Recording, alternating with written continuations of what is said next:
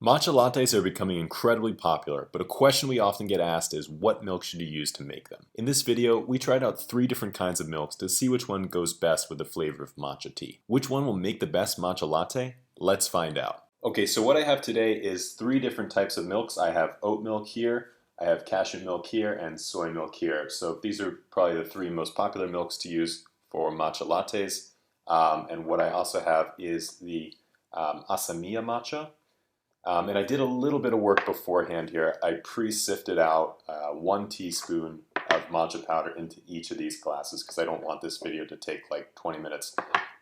So I kind of set up some things beforehand. What I'm going to do is mix up 3 different matcha lattes using each of these milks, and then I'm going to taste them, do a little comparison, tell you what I notice, and then finally we're going to decide which one is the best.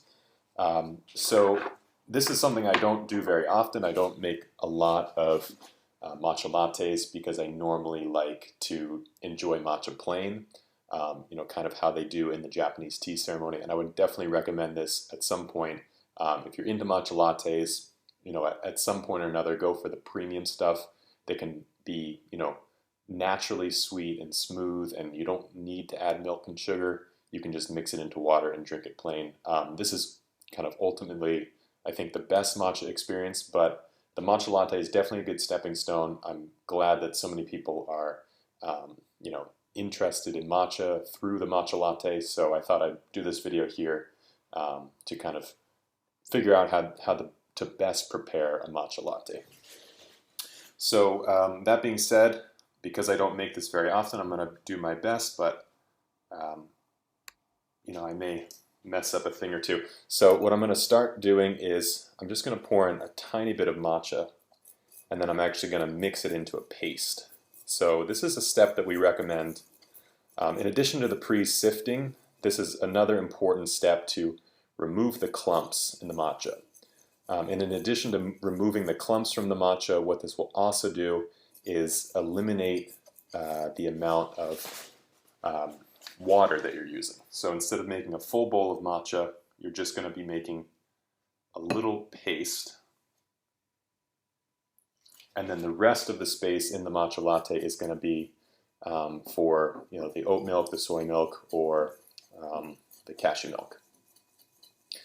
So just to get started here, it's much easier to smooth out these clumps that form in the matcha when you don't have that much water. Might be a little bit much there. Okay, but overall, very similar amount of water in all of the different matcha teas. And normally if I were to do this, I would use a bowl because it's much easier to whisk in a bowl than this tiny cup. But because I don't have 3 different identical bowls, I'm just using this glass. And then also you can see the color through it. So these are 3 of the same matchas. Hopefully these glasses are all more or less the same. So now I'm going to try to add in the oat milk first. Maybe I'll give each carton a light little shake.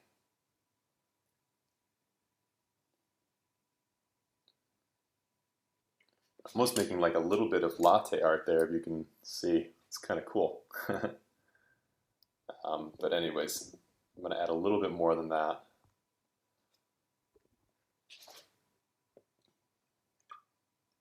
I would like to play around at some point with this latte art, because I think with some practice I could get good at it. But I did use a lot of matcha, so let's add a lot of plant milk. So we're going to do that amount of oat milk, same amount of cashew milk,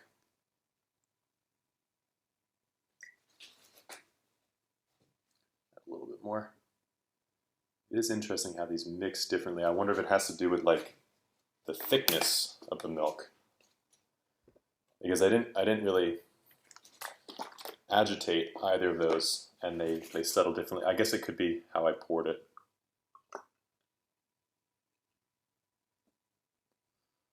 So I tasted some of these beforehand just to kind of get an idea of what the flavor's like. Um, and I have some opinions on each of them, but I'll save those till the end. So now what I'm going to do, and again, I would prefer to do this with a bowl, but I think just for the sake of this demonstration, it's okay, because I'm not trying to make like an amazing matcha latte. I'm just trying to, mix the ingredients together and just try to get a fair experiment. So, each of these is kind of treated the same, more or less. We're going to mix some in, but that's okay. So I know a lot of people will say, not to get the whisk, not to mix it with anything other than matcha and water, which ideally I would not do this, but I don't really know any other way. I mean, I guess I could use a metal whisk, but that's just going to be super loud.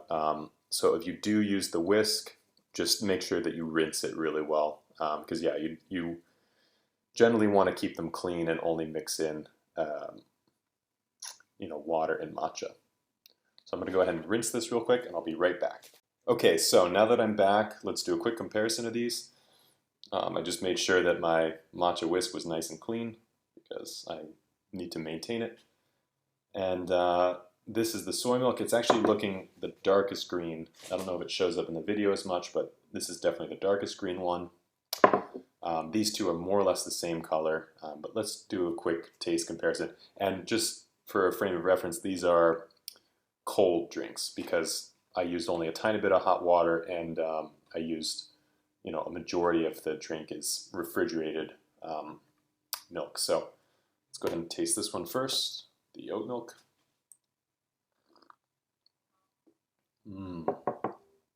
Yeah, I really like that. This one has like, I checked the ingredients the other day. It has a tiny bit of sea salt in it. And I think the sea salt really kind of creates like a crisp finish, which is really nice. It doesn't conflict too much with the matcha. They pair together really well, I think. Yeah, and there's no sugar added in this one, which I like because I'm really sensitive to kind of sweeter drinks. I really don't like, the matcha latte you get at a cafe, for example, because it's just too much sugar for me. So this one I really like. I'm a big fan. Cashew milk. Oh, no, I really don't. I don't like that so much. I think the cashew has like a really strong aftertaste to it, and it obviously tastes like cashews. And if you are familiar with cashews, it's kind of really sweet in the beginning, but then it has like a little bit of that like heavy finish, which I don't think works so well here. Yeah. On the plus side, it does almost taste like a little bit like ice cream. Like if you have like a really heavy ice cream, it kind of has that like fatty finish to it. There's definitely like a lot of fat in this one. So definitely not for me, but I could see somebody enjoying that. Now the soy milk is kind of one of the classics.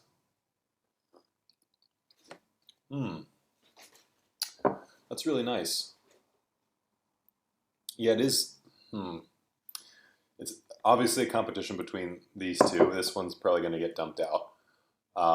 But this one is really nice. It has a tiny hint of vanilla in the aftertaste. Yeah. Yeah, that vanilla note is really working well with the matcha, I think. So I do like this one. I wasn't expecting to like it so much because normally soy milk is too sweet for me. But this one must be light in sugar, and this one has no added sugar, so these are kind of on the same playing field, more or less. This one's a little bit sweeter, I would imagine.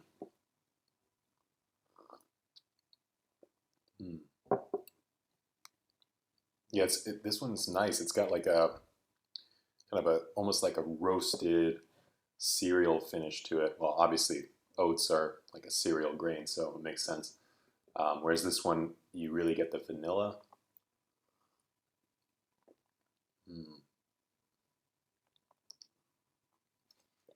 It's really tough. I didn't think it was going to be this tough. I'll be honest, I thought this was going to be a clear favorite because I tasted the three of these before. Um, and this one was my favorite by far. This one I did not like, but I didn't want to say anything because I didn't want to, give it away too soon. But this one I was not a fan of. And then this one here, I liked, but I assumed it was going to be too sweet for a latte. So pleasantly surprised by how it works with the matcha.